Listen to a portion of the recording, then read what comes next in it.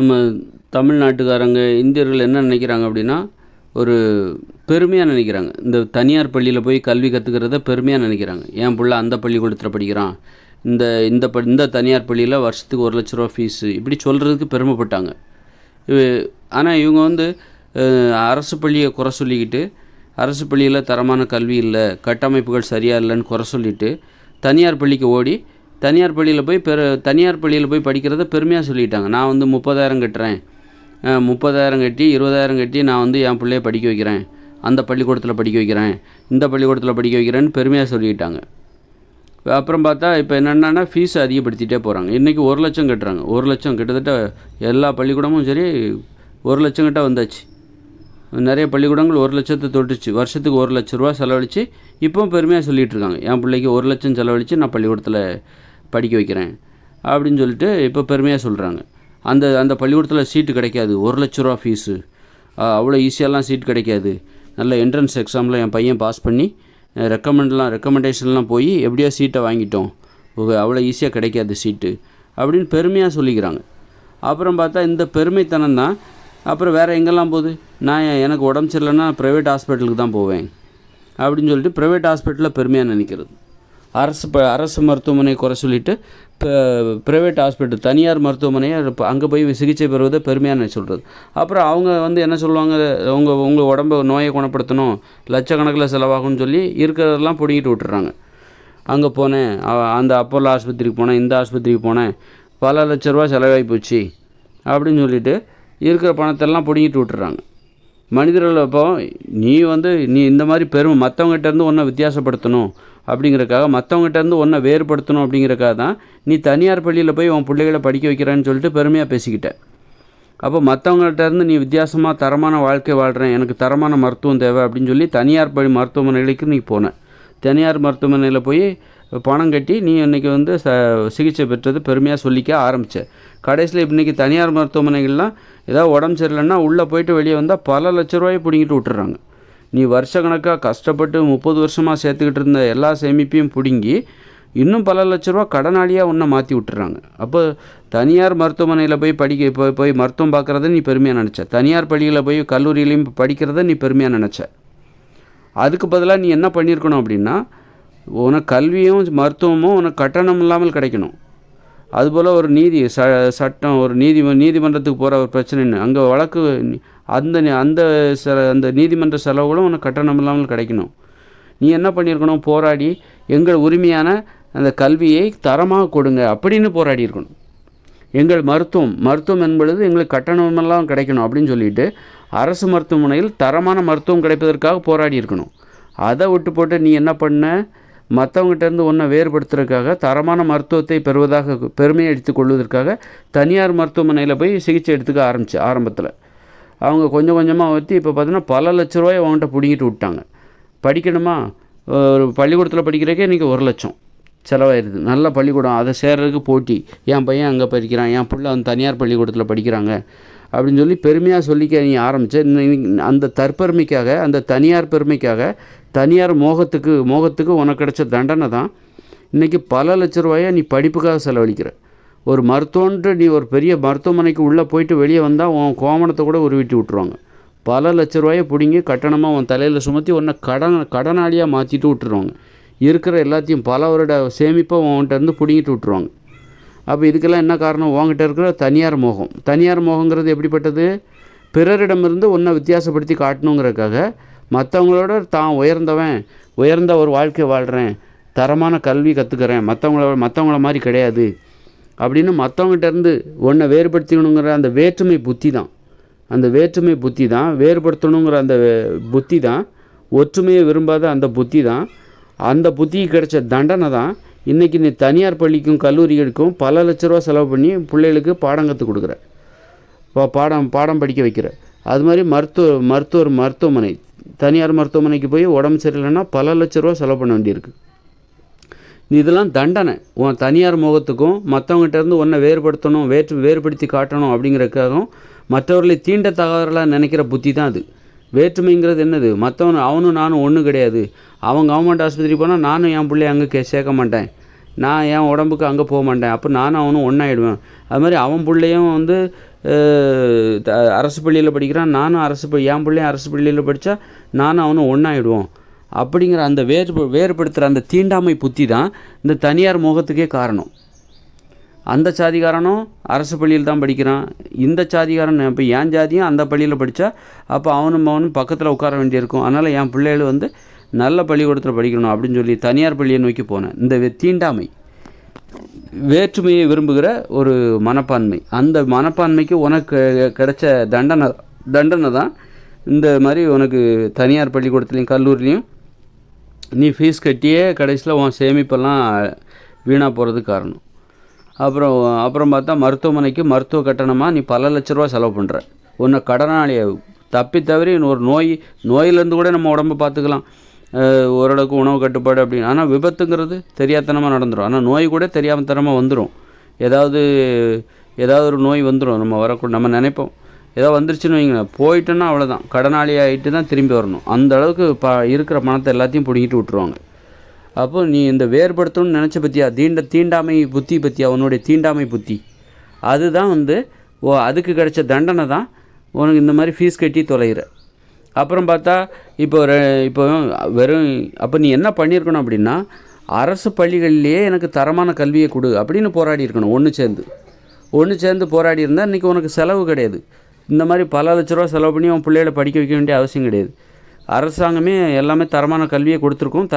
தரமான கல்வி வேண்டும் என்பதற்காக மக்கள் அனைவரும் ஒன்றுபட்டிருக்க வேண்டும். நீ என்ன பண்ணுற, ஒன்றுபடுவதற்கு மாறாக மற்றவரிடமிருந்து உன்னை வேறுபடுத்தி காட்டணும். அவனும் நானும் ஒன்று கிடையாது, ஒன்றாயிடுவோங்கிற அந்த பயத்தில் நீ என்ன மற்றவங்களும் நானும் ஒன்றாயிடக்கூடாது, அந்த சாதிக்காரனும் இந்த சாதிக்காரனும் என் சாதிக்காரனும் ஒன்றாயிடக்கூடாதுங்கிற அந்த பயத்தில் போய் நீ தனியார் பள்ளிக்கு போன, தனியார் மருத்துவமனைக்கு போன. அப்போ கவர்மெண்ட் ஆஸ்பத்திரி போனால் எல்லோரும் அந்த சாதிக்காரன் எல்லோரும் ஒன்றா இருப்பான், அதனால் நான் தனியார் மருத்துவமனைக்கு போகிறேன் அப்படின்னு போனேன். கடைசியில் அந்த வேற்றுமைக்காகவே நீ செலவழிக்கிற இவ்வளோ பணம்.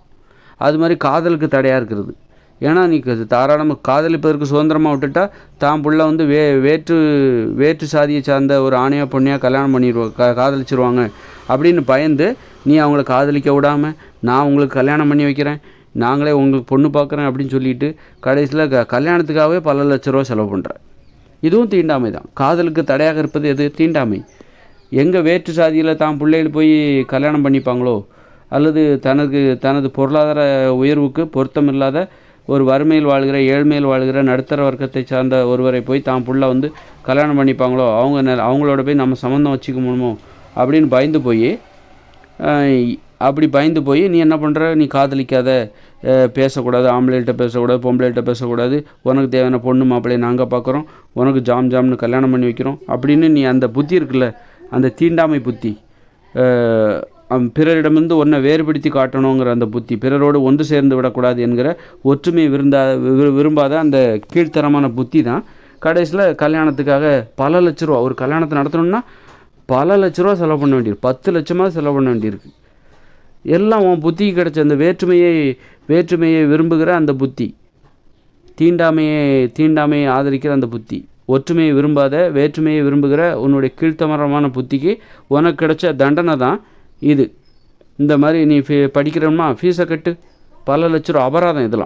இதெல்லாம் அபராதம். மருத்துவமனையாக உனக்கு நீ அரசு மருத்துவமனைக்காக போராடாமல், தரமான மருத்துவமனை மருத்துவம் அரசு மருத்துவமனையிலே கிடைக்கணும் அப்படிங்கிறதுக்காக போராடாமல் நீ வந்து தனியார் மருத்துவமனைக்கு போனல பெருமைக்காக, அது கிடைச்ச அபராதம். வா இந்த ஃபீஸை கொடு, பல லட்ச ரூபா ஆகிப்போச்சுங்க, உனக்கு சிகிச்சைக்காக பல லட்சம், இந்த மாதிரி ஃபீஸை கொடு, கட்டணம் கட்டுங்க. அப்புறம் ஒரு பிரச்சனைன்னா கோர்ட்டுக்கு போனால் அங்கேயும் பார்த்தீங்கன்னா தனியார் வழக்கறிஞர் அவர், நான் 1 மணி நேரம் வாதாடினா எனக்கு 1 லட்சம் கொடுங்க, 10,000 கொடுங்க, நான் ஒரு வாட்டி ஆஜரானாலே எனக்கு 10,000 கொடுத்துடணும் அப்படின்னு அவங்க பிடுங்குறாங்க. இப்படி நீ வந்து ஒழுங்காக போராடி உங்களது உரிமை, நமது உரிமை இது என்னது, நமக்கான கல்வி, மருத்துவம், சட்டம், நீதி இதெல்லாம் கட்டணம் இல்லாமல் கிடைக்கணும். அது மாதிரி இருப்பிடம் கூட கட்டணம் இல்லாமல் கிடைக்கணும். எல்லாத்துக்கும் ஒரே மாதிரியான வீடுகளை அரசாங்கமே கட்டி கொடுத்து மாத வாடகை வாங்கிக்கோங்க. அப்போ நீ வந்து இன்றைக்கி பார்த்தா வீடு கட்டுறதுக்கு பல லட்ச ரூபா எல்லோரும் அதுக்காகவே வாழ்கிற மாதிரி, வீடு கட்டுறதுக்காகவே இவங்க வாழ்கிறாங்க. வீடு கட்டுறதே லட்சியமாக வச்சுட்டு 50 வயசில் வீடு கட்டிட்டு அப்புறமா அதில் 10, 20, 30 வருஷம் வாழ்ந்துட்டு செத்து போயிடுறாங்க. அப்போ அரசாங்கமே கட்டி கொடுத்துட்டா அதுக்கு வாடகை கட்டிடுங்க. மாதம் ஒவ்வொரு வீட்டுக்கும் ஒரு 1000 ரூபா வாடகை அந்த மாதிரி கொடுத்துட்டா அரசாங்கத்துக்கு மேற்கொண்டு வீடுகள் கட்டுவதற்கு அந்த வாடகை பணம். இப்படி அப்போ எல்லா வீடுகளும் ஒரே மாதிரி இருக்கும், ஒற்றுமையாக இருப்பாங்க. ஒரே அளவு தான், எல்லா வீடும் ஒரே மாதிரி இருக்கணும். வீடுகளில் ஏற்றத்தாழ்வு இருக்கக்கூடாது. இந்த மாதிரி ஒற்றுமையை நோக்கி நம்ம போயிருந்தால் நம்ம வாழ்க்கை ஈஸியாக இருந்திருக்கும். படிப்புக்காக பல லட்சம் செலவழிக்க வேண்டிய அவசியம் இல்லை. மருத்துவத்துக்காக பல லட்சம் செலவழிக்க வேண்டிய அவசியம் இல்லை.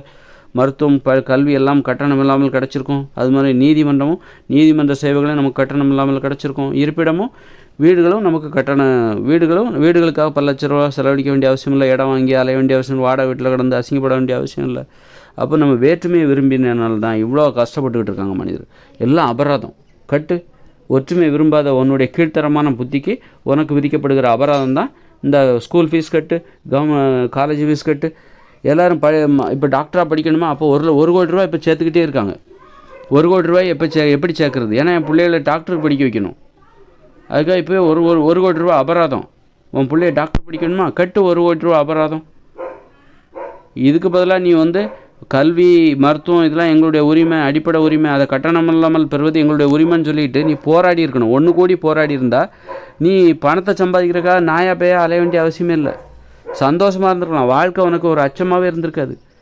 வாழ்க்கையில் நிம்மதியாக வாழ்ந்துருக்கலாம், எந்தவித பயமும் இல்லாமல். கல்யாணமாக பல லட்சம் செலவழிக்கணுமே, ஐயோ கல்யாணத்தை நினச்சாலே உனக்கு தூக்கம் போயிடும். எப்படி தான் இவங்களாம் தூக்கம் வருதோ தெரில. பல லட்ச ரூபா செலவு பண்ணி கல்யாணம் பண்ணுறது, பல லட்ச ரூபா செலவு பண்ணி கல்வி கற்றுக்க வைக்கிறது, பல லட்ச ரூபா செலவு பண்ணி மருத்துவம் செய்கிறது, இது பல லட்ச ரூபா செலவு பண்ணி வீடு கட்டுறது.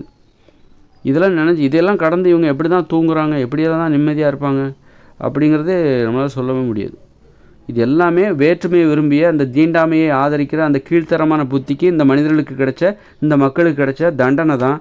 நீ கட்டணம் கொடுத்து கல்வி கற்றுக்கிறது, கட்டணம் கொடுத்து மருத்துவத்தை பெற்றுக்கொள்வது, கட்டணம் கொடுத்து பெரிய வீடுகளை கட்ட, ஆடம்பரமாக வீட்டு நிகழ்ச்சிகளை நடத்துறது, மொய்ப்பணம், கல்யாண செலவு, வரதட்சணை, நகைகள் போடுறது, எல்லாம் உனக்கு கிடைச்ச தண்டனை, அபராதம்.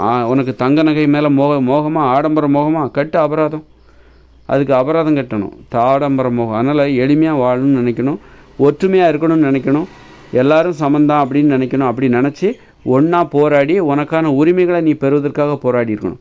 நீ பணத்தை சம்பாதிக்கிறதுக்காக போராடுற, உன் பிள்ளைகள் படிப்புக்காக பல லட்ச ரூபா சம்பாதிக்கணுமேனு சொல்லிட்டு நீ போராடுற. அப்புறம் மருத்துவ செலவு ஏதாவது போச்சுன்னா அதுக்கு பல லட்ச ரூபா தேவைப்படும்னு சொல்லிட்டு நீ போராடி பணத்தை சம்பாதிக்கிற. இப்படி ஒவ்வொருத்தரும் தனித்தனியாக போராடிட்டு இருக்காங்க. இதுக்கு பதிலாக எல்லா மக்களும் ஒன்று கூடி எங்களுக்கு பள்ளி மற்றும் கல்லூரி கல்வியை கட்டணமில்லாமல் கொடு என்று போராடி இருக்க வேண்டும். அப்படி போராடு. நீ எதுக்கு தனித்தனியாக போராடிட்டு இருக்க? நீ உன் குடும்பத்தை கல்யாணத்தை ஆடம்பரமாக பண்ணணும், கல்வி கற்றுக்கணும், இன்ஜினியரிங் கற்றுக்கணும், மருத்துவம் கற்றுக்கணும், அதுக்கு பல லட்ச ரூபா தேவை. ஏதாவது உடம்பு சரியில்லாமல் போச்சுன்னா ஏதாவது தனியார் மருத்துவமனைக்கு போனால் அதுக்கு பல லட்ச ரூபா தேவைன்னு சொல்லிட்டு பணத்தை சம்பாதிக்கிறதுக்காக, அதுக்கு தேவையான பணத்தை சம்பாதிக்கிறதுக்காக இங்கே இருக்கிற மக்கள் எல்லாம் தனித்தனியாக போராடிட்டு இருக்காங்க. அதுக்கு பதிலாக ரொம்ப எளிதாக போராடி இருக்கலாம். எப்படின்னா எல்லா மக்களும் ஒன்றா சேர்ந்து எங்களுக்கு தேவையான கல்வியை, மருத்துவத்தை தரமாக கொடுங்கள், எல்லாத்துக்கும் வீடு கட்டி கொடுங்க, ஒரு அளவான வீட்டை கட்டி கொடுங்க, வாடகையாக மாத வாடகை வாங்கிக்கோங்க, ஒரு வரி மாதிரி மாதம் வாங்கிக்கோங்க. இந்த மாதிரி போராடி இருக்கணும். ஆக இது நல்ல போராட்டம், எளிதான ஒரு போராட்டம். அப்போ அரசாங்கங்கிறது எல்லாருமே போராடும் போது அதுக்கு அரசாங்கம் இணங்கி வந்து தான் ஆகணும். அவங்களுக்கு தேவையான கல்வியை கட்டணம் இல்லாமல் கொடுத்துருக்கோம். அப்போ மருத்துவத்தை கட்டணம் இல்லாமல் கொடுத்துருக்கோம். தனியார் மருத்துவமனைகளை மூடி அதை அரசு மருத்துவமனைகளாக மாற்றியிருக்கும். தனியார் பள்ளிக்கூடங்களை அரசு பள்ளிக்கூடங்களாக மாற்றியிருக்கும். கல்லூரிகளை அரசு கல்லூரிகளாக மாற்றியிருக்கும். அப்போ மனித வாழ்க்கை எளிதாக இருக்கும். ஆனால் இன்றைக்கி ஒவ்வொருத்தரும் தன்னுடைய தேவைகளுக்காக தனித்தனியாக போராடுறாங்க. போராடினா இந்த போராட்டத்துக்கு முடிவே கிடையாது. இந்த போராட்டம் இன்னும் மிகப்பெரிய போராட்டமாக மாறுமே தவிர இந்த போராட்டத்தினால ஒரு நிம்மதி இருக்காது, அமைதி இருக்காது, நல்ல தூக்கம் இருக்காது, ஆரோக்கியம் இருக்காது, உடம்பு நோய்கள் கடைசியில் அழிஞ்சு போகிறது தான் ஒரு மகிழ்ச்சியான வாழ்க்கையே இங்கே இருக்குது. கெட்ட குணங்கள் தான் உருவாகும்.